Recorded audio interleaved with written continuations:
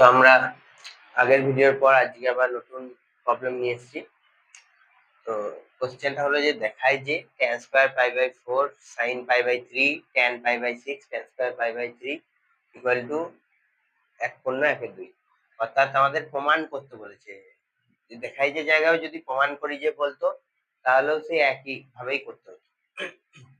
এখানে বলে দিয়েছে এই মানটার এটা অ্যান্সার, অর্থাৎ আমাদের এইটাকে ধরে করে যেতে হবে, নিয়ে এই অ্যান্সারটাকে বের করতে হবে। তাহলে কি করতে হবে? প্রথমে tan square pi by 4 sin pi by 3 tan pi by 6 tan square pi by 3। tan square pi by 4 অর্থাৎ tan পাই বাই 4 এর মান কত? 1। তাহলে tan স্কয়ার অর্থাৎ 1 এখানে স্কয়ার হয়ে যাচ্ছে। sin পাই বাই 3 এর মান কত? √3/2। এখানে tan পাই বাই 6 এর মান কত? 1/√3। এখানে tan পাই বাই 3 এর মান কত? √3। অর্থাৎ কি হবে এখানে?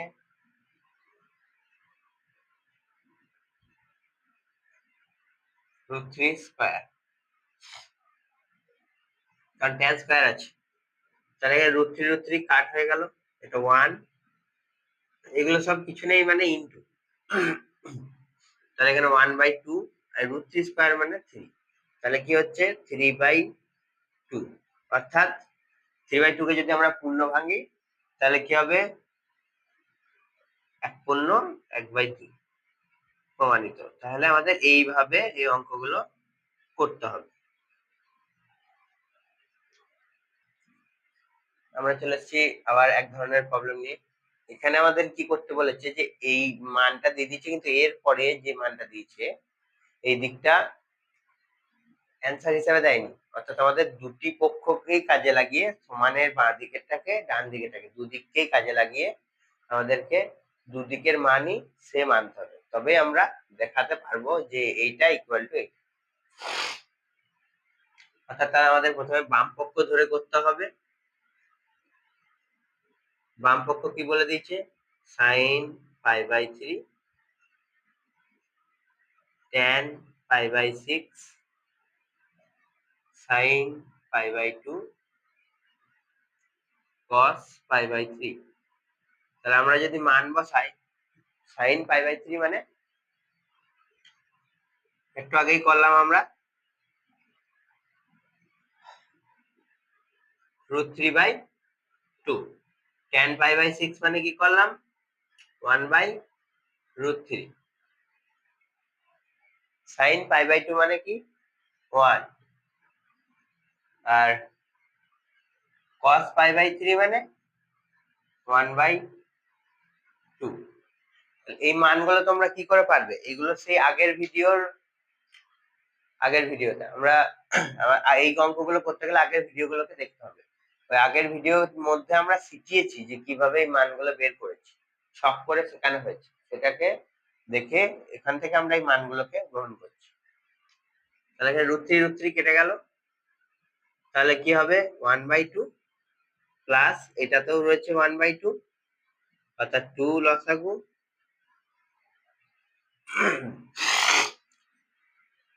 অর্থাৎ 2/2 মানে 1, বা এরকম করা যাবে হাফ যুক্ত হাফ মানে 1। এটা হলো বাম পক্ষ। এবার আমাদের বের করতে হবে ডান পক্ষ।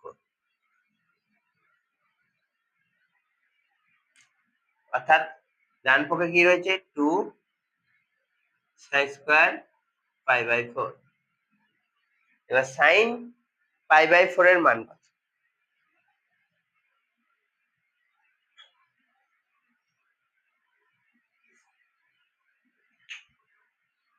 sin পাই বাই 4 এর মান হলো 4। তাহলে এবার sin পাই বাই 4 এর মান কত? 1/√2। সেটা এখানে 1/√2 স্কয়ার করতে হবে, কারণ এখানে স্কয়ার রয়েছে। তাহলে কি হবে? 2 × 1/2। তাহলে 2 কাট হয়ে গেল, তাহলে পড়ে রইল 1। অর্থাৎ আমরা কি দেখলাম? যে বাম পক্ষ এবং ডান পক্ষ সমান। তাহলে অতএব বাম পক্ষ ও ডান পক্ষ, বাম পক্ষ সমান ডান পক্ষ। তাহলে আমরা এটা যদি প্রমাণ করতে পারি তবেই হয়ে গেল প্রমাণিত। তাহলে আশা করছি বুঝতে পারছি। আমরা এলাম অন্য একটা ভিন্ন ধরনের প্রশ্ন নিয়ে, যেটা হচ্ছে x tan 30 plus y cot 60 equal to 0 এবং 2x minus y tan 45 equal to 1। এখানে x ও y এর মানটাকে আমাদের বের করতে বলেছে।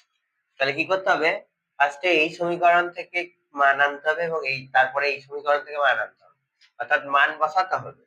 তাহলে আমরা এইটা থেকে যদি কাজ করে যাই, তাহলে tan 30 এর মান কত, 1/√3।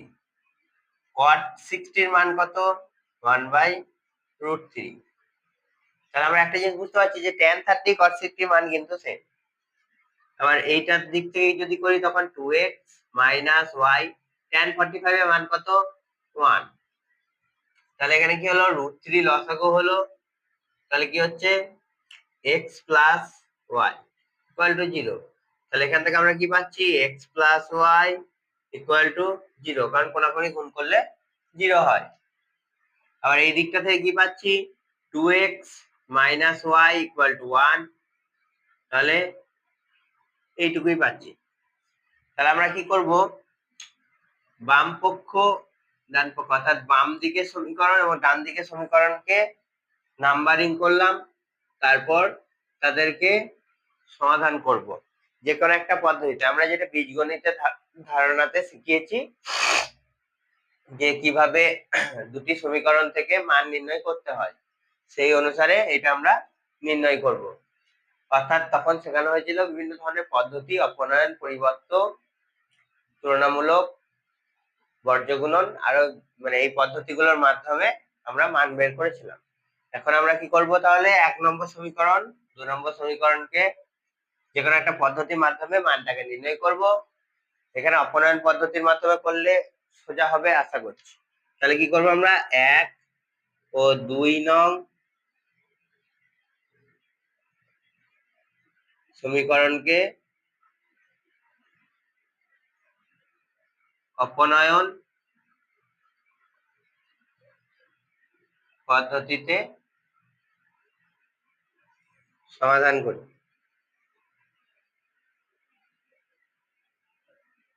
তাহলে কি পাচ্ছি আমরা সমাধান করে দেখব। প্রথমে x plus y equal to 0, এখানে 2x minus y equal to 1। এখানে কি হচ্ছে, এটা কাট হয়ে যাচ্ছে কারণ দুটো চিহ্ন আলাদা। যখন দুটো চিহ্ন আলাদা থাকে তখন কাট করতে হয়।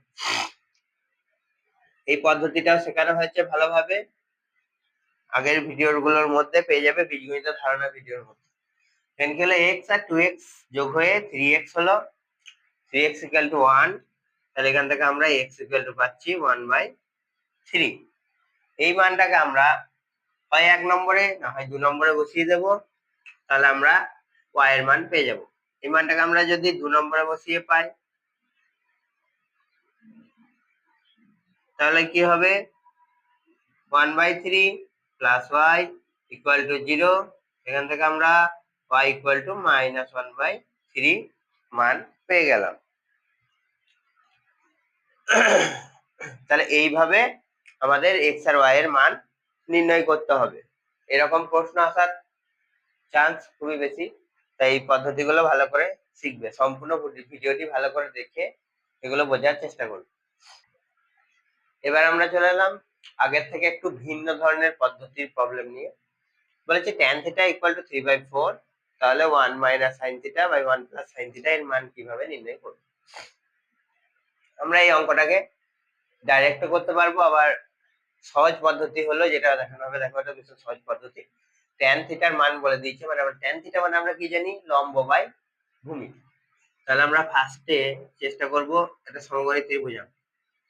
এটাকে থিটা ধরবো, কারণ থিটা কোণের সাপেক্ষে সমস্ত অঙ্ক এগোবে, আর লম্ব বাই ভূমি। তাহলে আমরা অতিভুজটাকে বের করতে পারবো কি, লম্ব স্কয়ার প্লাস ভূমি স্কয়ার। তাহলে কি হবে, লম্ব স্কয়ার প্লাস ভূমি স্কয়ার, অর্থাৎ 3 3 9 আর 4 4 16, অর্থাৎ দুটোকে সাম করলে হচ্ছে 25। তাহলে তাকে রুট থেকে বার করলে 5, অর্থাৎ অতিভুজ আমরা পেয়ে গেলাম 5। এবার আমাদের বের করে নিতে হবে sin থিটা। তাহলে sin থিটা মানে আমরা কি জানি, লম্ব বাই অতিভুজ, অর্থাৎ 3/5। এবার আমরা এখানে মানটাকে বসাবো।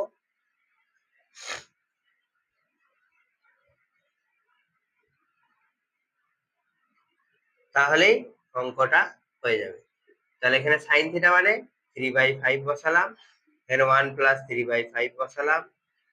প্রথমে আমরা কি করব, লসাগু, উপরটা লসাগু করে হচ্ছে আমাদের 5, এখানে 5 - 3, এটা খুব ছোট মনে হচ্ছে বলে মুছে দিলাম, একটু ভালো করে করছি আমরা। ফার্স্টে উপরেরটা হচ্ছে 5 লসাগু, এখানে নিচেরটাও হচ্ছে 5 লসাগু।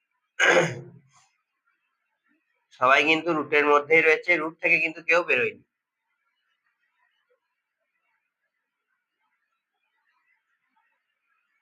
এখানে কি হচ্ছে, 5 5 ক্যান্সেল আউট, হর হর কেটে যায়। 5 থেকে 3 মানে 2, আর 5 আর 3 যোগ করলে মানে 8, কাটাকাটি করব 4, তাহলে কি দাঁড়াচ্ছে, √1/4 অর্থাৎ 1/2। তাহলে আমরা এর মান সহজেই নির্ণয় করতে পারলাম। এর পরের ভিডিওতে আমরা এরকমই বিভিন্ন ধরনের আরো প্রবলেম গুলো করব। আজকের পর্যন্ত এত দূরই, এই ভিডিও পর্যন্ত এত দূরই। আশা করছি তোমাদের ভালো লাগছে।